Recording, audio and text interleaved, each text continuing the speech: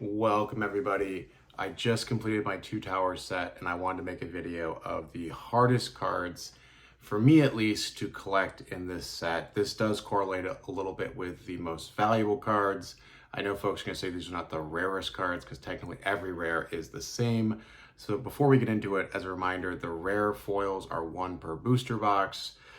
So they're really hard to track down. If you think of how many rare foils there are out of 365, there's 122. So you need to buy 122 booster boxes and pull a different foil to get each of these. Obviously, luck is not usually like that. So I have 15. They're all rare foils here. I could have made this list much bigger. There's 365 cards in the set, but I wanted to keep it a little bit tight and just go through the ones that I found particularly challenging to find. And there's a mixture of the reasons why. Sometimes it's just these are really popular for decks. Other times they're really high collecting value. Other times it's an intersection of the two. Another time I think it's just some people collect these random cards and they might have 20 of them and it's hard to find them. So anyways, in 15th place, this was actually the last card for me in this set, which is the Shadowaxe. This is a good old Gandalf's horse here. This was just a card that was like really hard randomly to find. I don't think it's more, I think I paid $35 to $40 for it. It is just randomly hard to find. It looks really cool. I think there might be a guy that collects Shadowfaxes and he might have like 25 of these. So maybe that's why. I think when you think about the actual distribution of boxes, there was like around 200,000 Two Towers boxes, which sounds like a lot. But if you think about how many rare foils there are, 122 divided by 200,000, I think it ends up being around like 2,200 to 2,300 total rare foils of each printed. So it's like actually kind of hard to find some of this stuff.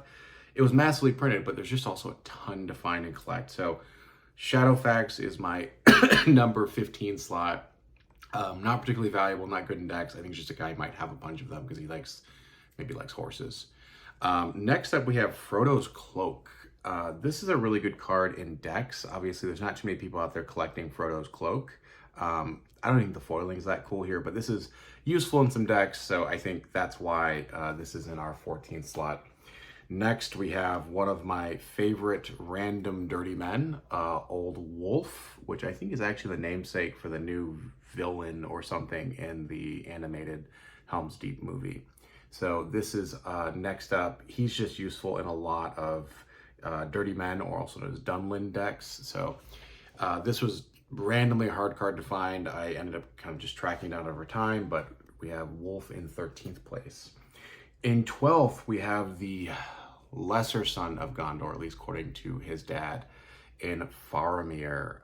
This card is pretty good in deck. Faramir's Bow almost made the list, which is another good card for Faramir, but people like him.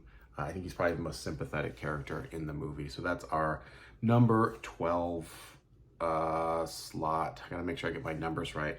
So next up we have Frodo. So set 1 Frodo is probably the better Frodo, but this is still kind of a useful Frodo in some iterations. I think this might be, I don't know. Elijah Wood is so darn cute, I'll just say. So there's a lot of like good images of Elijah Wood here. But this is next up. A lot of people collect full fellowships. A lot of people use this in decks. So this was just kind of hard to find. But this is the Frodo, the rare one, Courteous Halfling. So that's next up. I wanted to only do one Sauron. Frankly, both the Saurons, there's two. There's one that's in the Dunlin race and one that's in the Uruk-hai or Isengard race. I chose this one. This one was just a little bit harder for me to find. This is Sauron Rabble Rouser. So I think this is a pretty awesome shot of Christopher Lee. One of my collecting goals eventually is to have a signed foil of Christopher Lee. Obviously, he is no longer with us, so it might be kind of hard to ever find that, just to be honest. But that's something that's kind of like on my grail list. Next, a big shout out to a buddy that I just helped actually acquire a copy of this card, but Treebeard Earthborne, and you can kind of see that mine's actually not in a mint copy. A bit of a bummer there. I think my buddy got the more mint version, but there's just a guy that collects Ent stuff, and I think he has a lot of copies of these. Really cool card. Not actually super good in decks. Ents are kind of big and clunky, but immense collecting value. People love Treebeard. This is a really nice shot with him and the two hobbits there, and looks really cool in foil. So That's next on our list. I'm just looking at this. Yeah, so Treebeard Earthborne is our next slot. Next, we have a nice Gandalf Greyheim. And I'll start kind of getting to values because we're starting to get into maybe over $50 for a lot of these cards. It's hard to say because I did most of this through trading. I just have spent so much money on cards that I really was trying to trade cards for cards I needed. So this is our next slot. I think we're getting over the $50 value mark. So everything before that, Treebeard's probably a little more than 50, you know, maybe closer to 100, but we're kind of getting into a bit higher range here.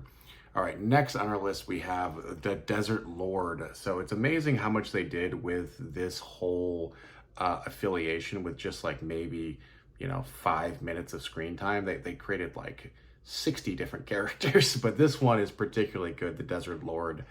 You'll see another one of the Southron men here, but just pretty solid stats, pretty useful in decks, pretty good card overall.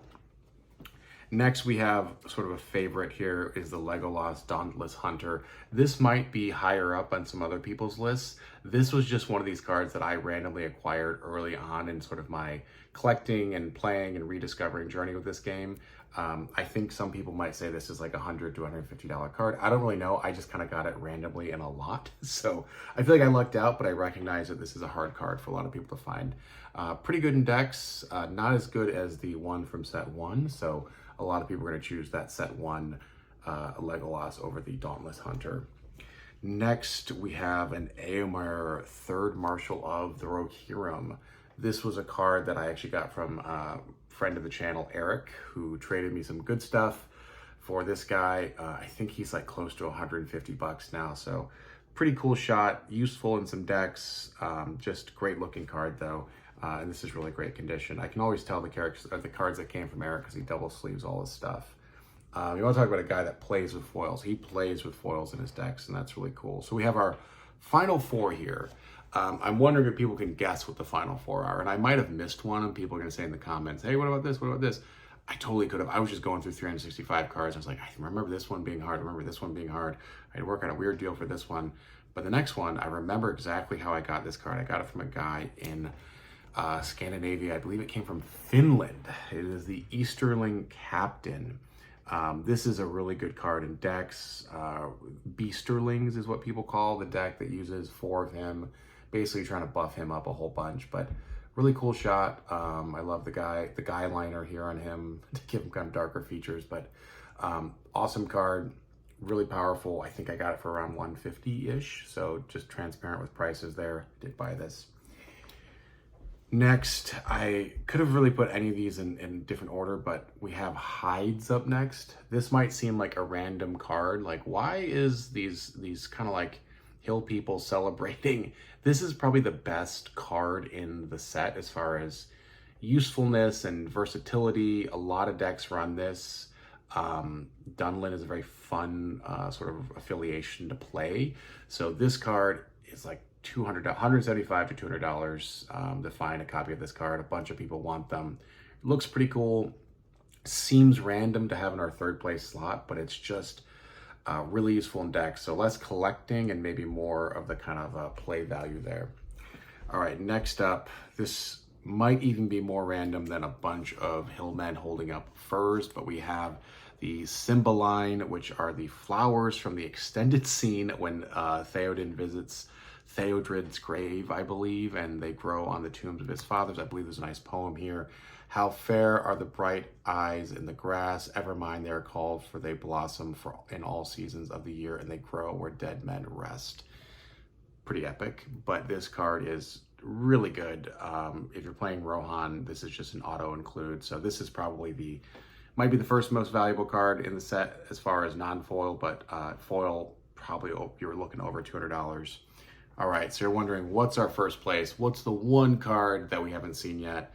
And this was a card that was so hard to buy that I had to end up buying a half set just to get this. So we have here the One Ring. This is known as the Water Ring. I forget what exactly, it's an answer to all riddles.